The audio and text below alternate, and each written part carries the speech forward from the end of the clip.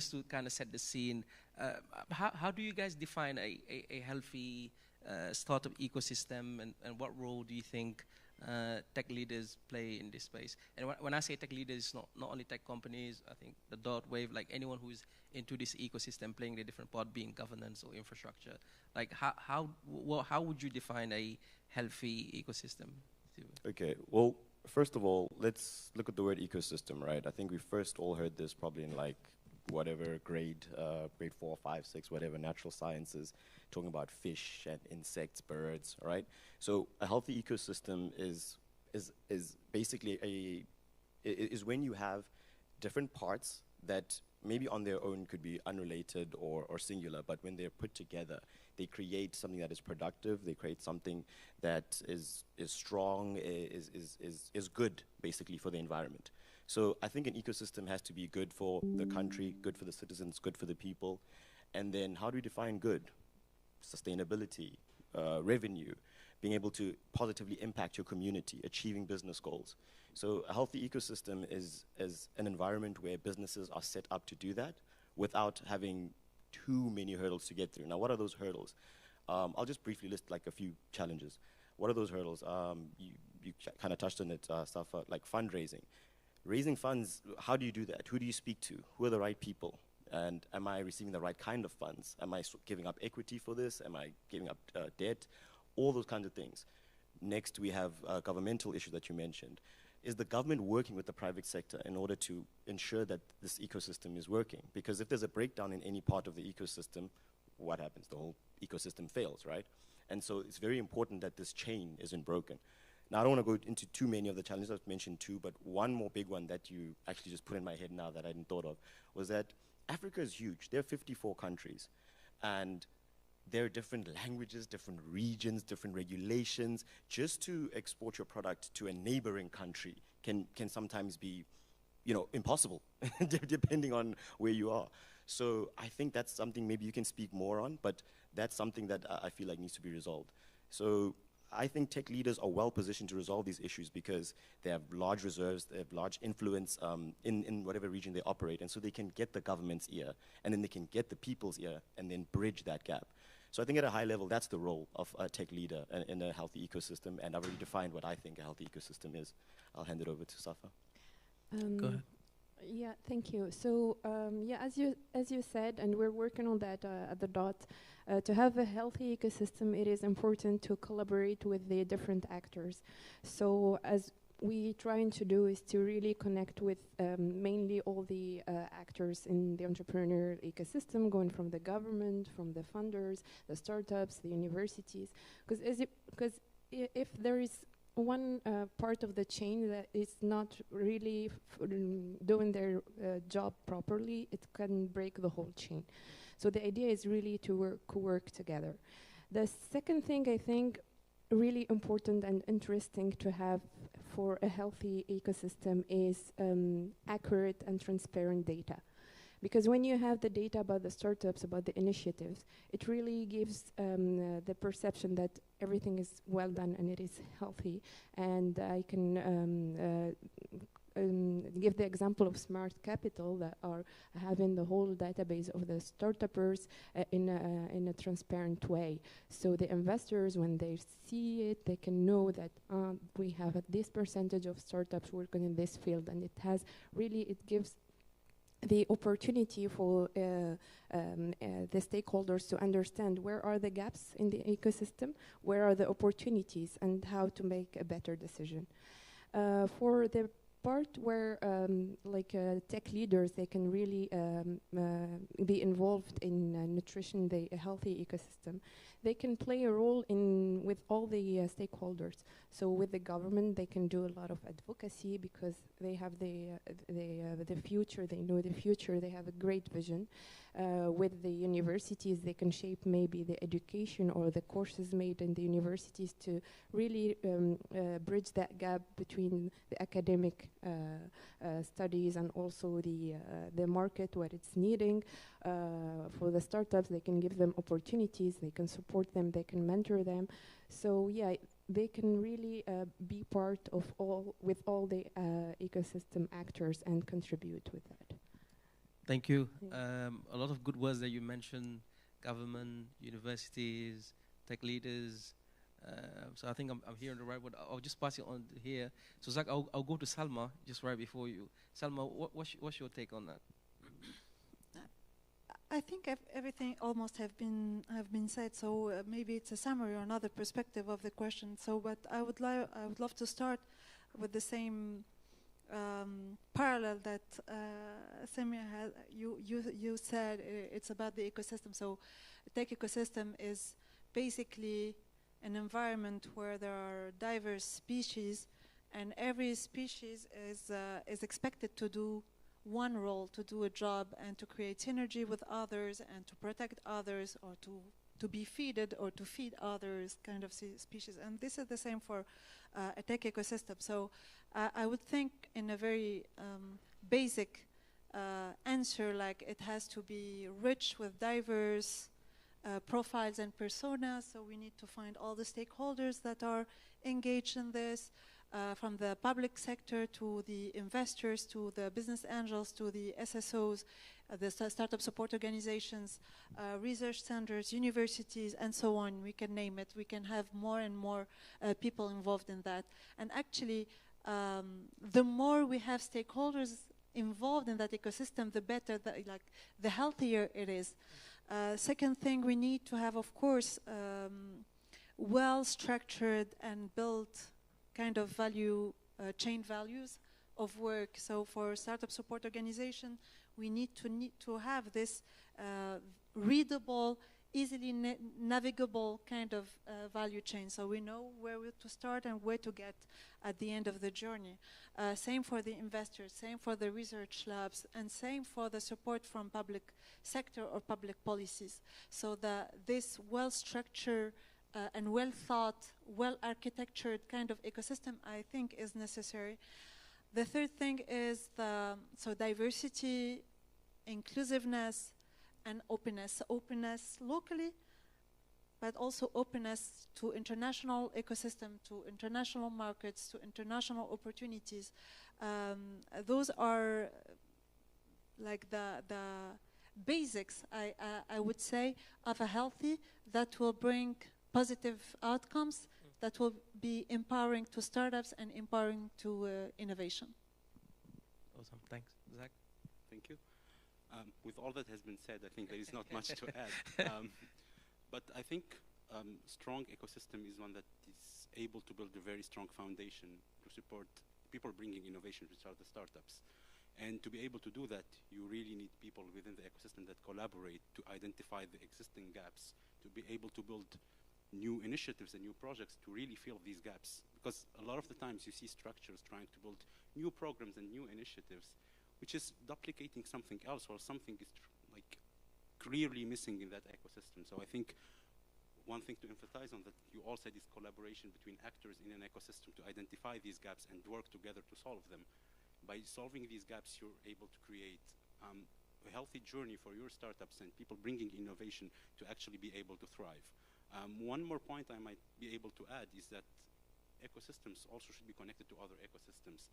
Like, for instance, we're now in Tunisia, we have an ecosystem, we have people that are collaborating, but I think it's also important to look at Africa as an ecosystem as well, and then the whole world as an ecosystem, and trying to enrich what's happening in your country by creating very strong bridges between these ecosystems to mainly offer opportunities to startups to be able to go and thrive elsewhere. And that's it. And MC, if I can just add in from what Salma was saying. Salma, you say free Palestine, I say free Africa, because we're still in chains as well in many ways. So once we do that, that will also open up the door for, as you're saying, Africa to become an ecosystem and grow. So free Africa. Thank you, thank you.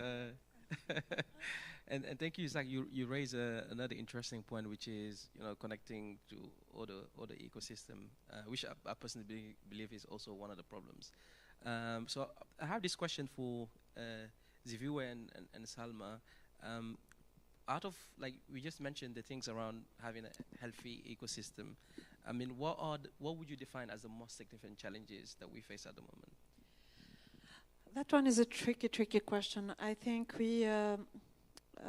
we're very challenges been generous with us, like we have many many challenges. But if I have to choose only one, and maybe because of my background, so I would say that public policies are still one of the main challenges. One of the main challenges, because actually many other challenges are only outcomes of public policies. So I'll give an example. If we would say access to investment is one of the challenges, yes, sure, access to investment is a business challenge at first, when you see it at a first glimpse. But then when you look deeper in that challenge, you would say, and you would look like, it's maybe also because public policies are not encouraging, are not friendly enough to investors to come to your country and to invest in your startup, in your local startup. So Tunisian startups, and I'm sure that it's the same experience elsewhere in the 54 countries in Africa, the most promising startups are a little bit pushed to go outside to raise funds because of the policies, because investors are not confident, or they don't have the trust into investing in our countries. Why? Because the policies are not built in the right way. They are not friendly with investors. If we turn on and we do the thing, we do the job and do it as Mauritius has done on, with their Investment Promotion Act, or if we do like in Kazakhstan and we set up like the great framework that is attracting investors from everywhere in the world and saying, you're safe here, you can invest and you can have your money and you can create great deals. At the end of the day, it will actually resolve that challenge of access to funds. And the same for access to markets as well. As you said, Sergio, actually it's very difficult for us, for Tunisian startups, for example, to go and to access any other markets, even our neighbors from Algeria or Libya. It's hectic, it's challenging, it's sometimes impossible. But this can be, if the startup, of course, is having a very good value proposition, etc., and checking all the boxes of a good startup, if we have the right policies, it is possible actually to go. If we do the work and we do the right regulation, it is possible to do that. So I would, for me, to summarize it, and the source of all our pains could be like at 80% being resolved by the right public policies. Yeah, and I couldn't agree more to that. Definitely agree. I think we see a lot of startups are having to open offices overseas once they raise funding. And that's a complex problem, and I think it needs to be solved at the African level, because we need to have a common policies and make it easy for companies to go cross borders. Yeah, correct. So, Ziviwa, you mentioned some of the challenges earlier. Are there more you want to add to that, or what would you define as the most significant challenge? Sure. First of all, let me piggyback again off Salma. I'm sure her back is going to hurt after this. Sorry, but wow. What happened to the African Free Trade Agreement, for example? You know, so it really pains my heart what you're saying, it's because sleeping in one of the shelves there. and how many other good ideas or good laws are sleeping right next to it and were just forgotten, buried, or buried under corruption. You know, so for me, it really pains my heart. I think we're witnessing here a revolution that will be built. Yes, and that's exactly what I'm here for, honestly. I'm thinking radical. I'm thinking it should be as easy to obtain funding for your startup as it is to get an ID or apply for education, like a university or anything like that, or a job. There should be an application form, just like there's a CV or any other application form. And if you check out, if everything checks out, then the government can supply you with funding. Where does money come from? Tax. Like, come on. This is not, in fact, this is not radical. It's pretty normal and basic. So I think, just to piggyback, yeah, I just wanted to add on that they're good ideas, but they just don't get executed. And if we had more laws and policies like that were actually being acted upon, you're right, that would solve 95% of the challenges, really. I think if I try to think of another challenge, just in my experience, I'd say infrastructure, really. I mean, I do want to speak more about policy and laws, because that is close to my heart, like I said, but you already touched on it, so it's fine. Infrastructure, really, is another thing. I mean, when you consider Africa as the largest landmass in the world, we should have the most data centers in the world. Just off pure like logic, because we're the largest size, we should have the most of everything, right? Just like we do have the most population, most resources, so why don't we have more data centers? We have a river running from Cairo to Cape Town. How we could have data centers all over there. I'm sure all of you guys know there's a big push now for what do they call it, hydro something cooling for the data centers. You need water for that. We've got tons of water. So when I look at that and look at the gaps in solar power, wind power, I really think that our governments and some private entities, but most of the government, are failing us in terms of the infrastructure on the ground to make all of this possible. Because then say we do get all the laws in place, okay, now what do you do with them? There's no data center to host your app or program. You still need to go outside of the borders to get any help. And that's what we're trying to avoid, right? We're trying to free Africa. So I think, yes, industry. And then, yeah, that's it. Really industry and the laws, honestly, because I could rattle off any number of challenges, but it boils down to having the infrastructure and having the laws in place that allow this. So yes, I believe. And then if I can say what a potential solution could be, is when I look at AWS, they've done this like really, really well, where you can come in and get funding very, very easily. Just 2 requirements: have a domain, and your email and website must match. Companies less than 10 years, you get $5,000. You start building your MVP. Henry was here earlier explaining how the price of building an MVP has dropped over the years and is now around $5,000. You think it's a mistake that Amazon is giving out $5,000 vouchers for founders? No, they've done the research. So that's what I'm asking from private institutions and governments. Do the research and then enact the policies and then make them available to people.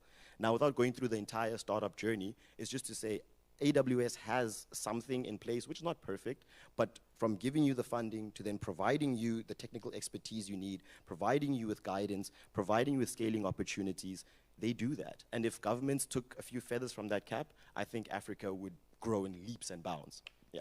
Thank you very much. I think we need more people like Zeruwe and Salma in power to make the no, you just need her and then someone to piggyback. That's awesome. So I'll move to the second question, slightly going to Zach and Safa. I think some of the things were mentioned earlier about how ecosystem can connect together, but also one thing, like the reason we have AWS here is because AWS didn't just build for the US market, they built for the world. And then we need to, I think African companies need to think of growing, like targeting local market, regional market, and global market. So how do tech companies and leaders in this space are helping early stage startup grow beyond the local market to regional and global? Any thoughts on that, Zach and Safa? Yes. So to start, I think I'll be sharing 2 points. First one, whenever we're getting early stage startups, we get to the scale up slide, and then all of them are trying to scale towards the global north, thinking so many times that our challenges are similar, and putting a lot of effort and thought towards something that sometimes doesn't make any sense. And I'm not saying this as a general rule, but a lot of startups are neglecting how similar the markets in Africa are and how easier it could be for them to actually scale in those countries. So first thing I think is disseminating this information to startups, showing them that opportunities still exist in Africa and they are bigger than trying to go to the global north, where sometimes you're not even solving a problem that exists. Second thing, and I think this is one of our main missions at Open Startup, is, as I said earlier, actually creating bridges. And these bridges could be with other ISOs in Africa trying to provide startups with soft landing opportunities if they think that the other market is interesting enough for them, and sharing with them the data on different markets here in Africa and how they behave with certain technologies or certain problems, and basically pushing them to start looking to scale up towards countries with similar problems. And to do that, it's easier for us as like tech leaders to create these sorts of partnerships than it is for a startup to go there on their own. So the idea, I think, is to further push these tech leaders to create collaborations and partnerships between each other to facilitate soft landing for a Senegalese startup coming to Tunisia, and we're here to support another one going to Nigeria and then being soft landed into an incubator or an accelerator in that country. And then again, without also neglecting bridges to the north, because a lot of opportunities are in there. And like speaking of personal experience, we've taken several startups to Europe and to the US, and you should see how well our talents do when they go and pitch their ideas in New York, for example. I was lucky enough to lead a delegation of 3 startups in the New York tech ecosystem, and 2 of them, after 1 week, were able to get investments. So I think one small issue that we still have is that opportunities are not still out here as much as they are in the north. So the idea is not only to bring them, but to create bridges for our startups to be able to go there and showcase the innovation and the products that they are working on. So going back again, I think, to my first point, which is collaborating with other tech leaders across the countries to create healthy bridges for startups to go there. Because by the end of the day, the idea is not to say, oh, this startup is Tunisian and they were able to make it. The idea is to say that that startup made it, and we were able to support them in making a change or making impact in the world. By the end of the day, it's a startup making it in Tunisia, Nigeria, Senegal, wherever in the world. The idea is for them to actually support them to solve issues and problems. So I think it's always leaning more toward collaboration and cross-market collaboration. Yeah. Thank you, thank you, Zach. Safa? I will be basing my answer on my experience as program manager, because we design the programs for the entrepreneurs. So entrepreneurs, they really need that mentorship, that support, that guidance. And tech leaders, they have their track record, they have their resources, and they really can do that for them. So I will give you examples. For example, from a startup perspective, I'll give the example of Expansia. Expansia in Tunisia is a tech leader. It is a startup that was acquired by Medjus. It's a big tech company, and we're really, really proud of Expansia. And with them, we co-created a B2B efficiency lab that was their idea at first. What we do is that they support the entrepreneurs. They help them to know in which area they succeeded, and especially where did they fail. Because their failure, they can help the other entrepreneurs to skip it. And they were really open to share their experiences and to commit and to involve all chief departments from all their departments in HR, technical, sales, etc., to come to the dot and train the startups and tell them about their opportunity, about what happened and how did they get to be a global startup. So those kind of paying back or really being interested in the other startups, sharing their knowledge is really, really important. Also, there is some initiatives from big corporations, such as, for example, NVIDIA. So with NVIDIA, what they do, they have a program called Inception, where they provide for startups. They provide expertise, free expertise. They provide some devices. They provide their large network and investment for these startups. And they go to to a lot of countries, and they source the startups to help them. They came to us, and some of our startups, they were selected in this program. And I believe they don't really need for the tech leaders, it's a small effort because they're already on the track. So they don't need to spend a lot of energy / money on that. With small actions and initiatives, they really can help the early stage startups. And they also can help them to see the directions, because they have the global image, they have the overview of the image. And I believe that if we can do more of that, we can collaborate, as said Zach, we can really do a great job. Thank you, Safa. A lot of interesting words there. Initially, we talked about policy, we talked about the infrastructure gap, we talking about cross-border collaboration. I think we would love to extend the session, but unfortunately, we only have 1 minute. So if any of you want to expand the discussion with beautiful panelists, please feel free to reach out to them on LinkedIn. I think they'll be more than happy to dig deeper. Then I'll open the floor. I think there's an opportunity for 1 or 2 questions. Does anyone have a question on the floor? Salma is saying where to sign for the revolution. I think it's wsalma.com. If there's no question, then I will request a round of applause for panelists, and then thank you very much.